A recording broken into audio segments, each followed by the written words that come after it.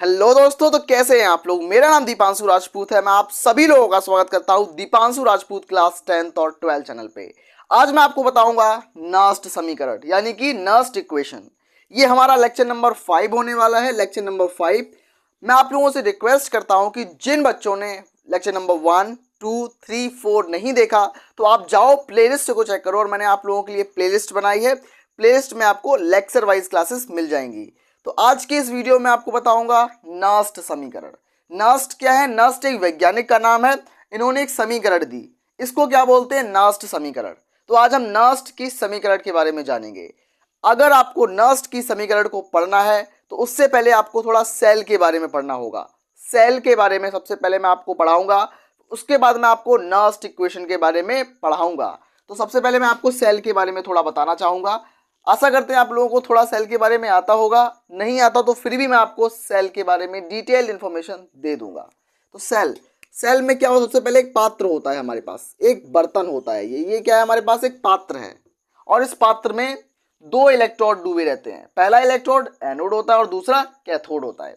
तो पहला इलेक्ट्रोड डूबा हुआ है, एक इलेक्ट्रोड ये डूबा हुआ है जिसको हम बोलेंगे एनोड, और दूसरा इलेक्ट्रोड ये डूबा हुआ है जिसको क्या बोलेंगे? कैथोड। तो ये क्या है? एनोड। ये क्या है? कैथोड। मैं लिख देता हूं यहाँ पे। ये क्या है हमारे पास? कैथोड। Cathode, cathode. और ये हमारे पास क्या है? एनोड। क्या है? एनोड। तो ये एनोड है, ये कैथोड है। आपस में दोनों जुड़े हुए हैं बैटरी की मदद से। बैटरी की मदद से आपस में जोड़ दिया गया है। तो बैटरी के थ्रू आपस में दोनों को कनेक्ट कर दिया गया है। और इस पात्र के अंदर सॉल्यूशन भरा हुआ है यानी कि विलयन भरा हुआ है। तो इस पात्र के अंदर विलयन भरा हुआ है, सॉल्यूशन भरा हुआ है, विलयन, विलयन भरा हुआ है।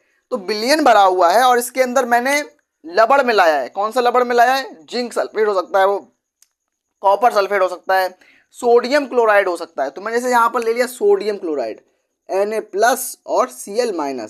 इसके अंदर क्या है? Na+ है और Cl- है। तो ये दोनों क्या है? आयन। ये क्या है? ये आयन है। और इसका जो टेम्परेचर है, इसका जो तापमान है, मैं अपने मन से 25 डिग्री सेल्सियस ले रहा हूँ। इसका जो तापमान है वो 25 डिग्री सेल्सियस मैंने मान लिया, 25 डिग्री सेल्सियस। तो नर्स्ट ने क्या बताया? नर्स्ट एक वैज्ञानिक ने क्या बताया? नर्स्ट समीकरण के बारे में मैं बताने जा रहा हूँ आप लोगों को। नेंसर्ट समीकरण, क्या बोलेंगे इसको? नेंसर्ट समीकरण, नेंसर्ट इक्वेशन। नेंसर्ट समीकरण क्या बोल रही है हमसे? नेंसर्ट समीकरण। तो इस समीकरण के अनुसार, नेंसर्ट समीकरण के अनुसार क्या लिखेंगे? इस समीकरण के अनुसार, इस समीकरण, कौन समीकरण? नेंसर्ट समीकरण। तो इस समीकरण के अनुसार, इस समीकरण के अनुसार नेंसर्ट समीकरण के अनुसार किसी धातु का विलयन, इसमें दो धातुएं डूबी हुई हैं, एक एनोड की धातु, कौन सी? एक एनोड की धातु और दूसरी कैथोड की धातु। मतलब इस विलयन में दो धातुएं डूबी हुई हैं, एनोड और कैथोड, एनोड और कैथोड। तो इस नियम के अनुसार, इस नियम के अनुसार किसी विलयन में, इस नियम के अनुसार किसी विलयन, विलयन जो इसके अंदर भरा हुआ है पानी, इस पानी को क्या बोलते हैं? विलयन। तो किसी विलयन में, इस नियम के अनुसार किसी विलयन में, इस विलयन में डूबे इलेक्ट्रोड, इलेक्ट्रोड क्या है? एनोड इलेक्ट्रोड और कैथोड इलेक्ट्रोड। तो किसी विलयन में डूबे इलेक्ट्रोड, डूबे इलेक्ट्रोड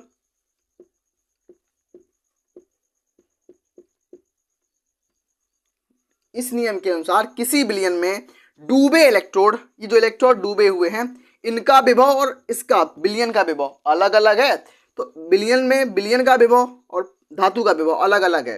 तो धातु इलेक्ट्रोड, धातु व विलयन, विलयन मतलब इसके अंदर जो पानी भरा हुआ है, विलयन के विभव, विभव मतलब विभवांतर, विभव में तथा तापमान, तापमान कितना है इसका? 25 डिग्री सेल्सियस।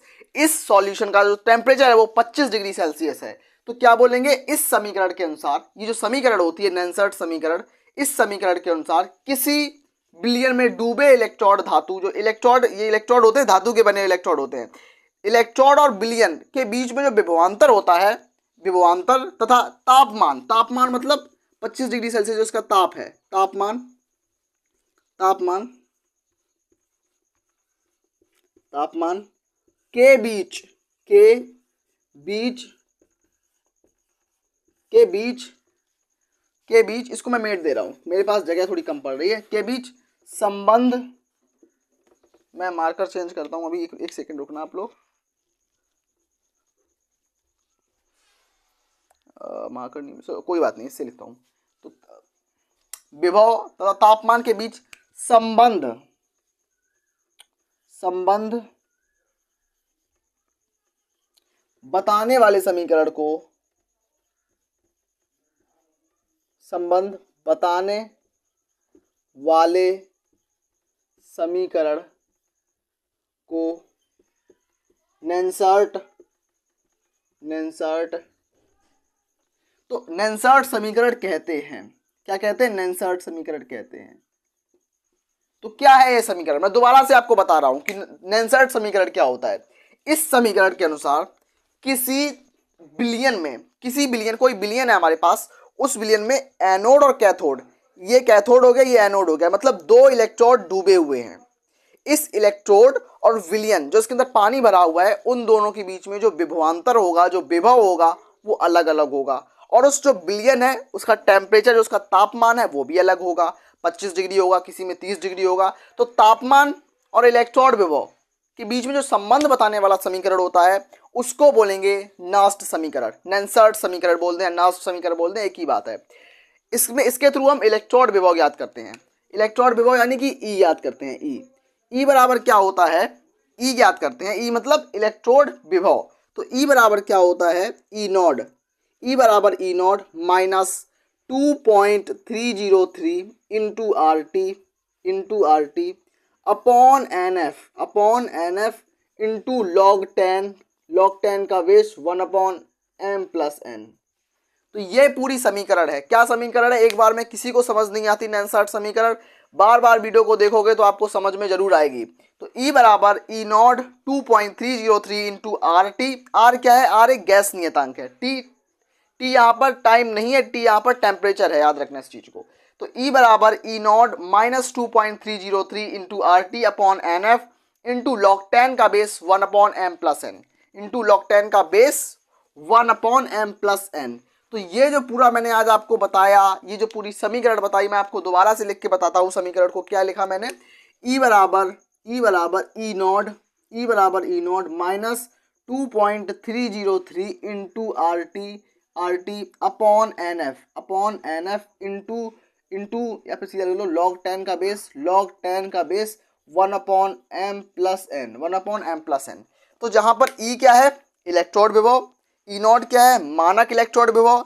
आर क्या है? गैस नियतांक। टी क्या है? टेम्परेचर।